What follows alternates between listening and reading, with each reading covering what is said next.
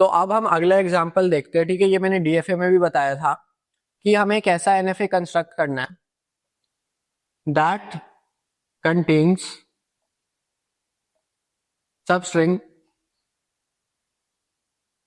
101, ठीक है। तो हम क्यू नॉट से स्टार्ट करते हैं जो कि इनिशियल स्टेट है।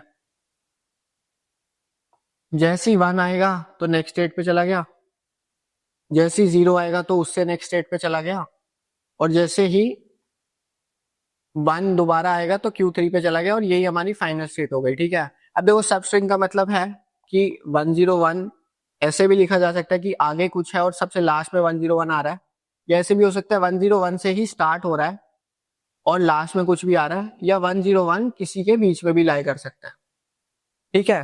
तो देखो हम ये वाला केस लेते हैं, ठीक है। जब 101 एंड में है तो जो भी पॉसिबल कॉम्बिनेशन है 0-1 के वो यही क्यू नॉट में सेटिस्फाई हो जाएंगे। 0-1 कितनी बार भी आ रहा है वो क्यू नॉट में ही रहेगा, लास्ट में जब 101 आ गया तो वो फाइनल स्टेट पे पहुंच जाएगा, ठीक है। अब देखो हम इस केस की बात करते हैं कि 101 स्टार्टिंग में है और फिर एंडिंग में कुछ भी आ सकता है, यानी कि अभी ये भूल जाओ, पहला ही जो लेटर आया वो 1 आ गया, ठीक है। 101, ठीक है। देखो हम यहां पे नहीं जाएंगे क्योंकि ये वाली पूरी कंडीशन सेटिस्फाई हो रही है, ठीक है। अगर ये पूरी कंडीशन सेटिस्फाई नहीं होती तो हम यहाँ पे लूप करेंगे। लेट्स से 1 आया, फिर 1, लेट्स से 1 आया, फिर 1 आया, फिर 0 आया, ठीक है। तो हम क्या करेंगे, पहला 1 तो यहीं पे सेल्फ में चलेगा, फिर 1 आएगा, फिर 0 चलेगा, और फिर यहाँ पे वापस 1 आ गया तो ये सेटिस्फाई कर गया, ठीक है।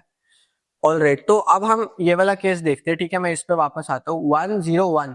अब पीछे यहाँ पे कुछ भी आ सकता है, कोई भी कॉम्बिनेशन आ सकता है, तो हम Q3 पे भी 0,1 लिख देते हैं।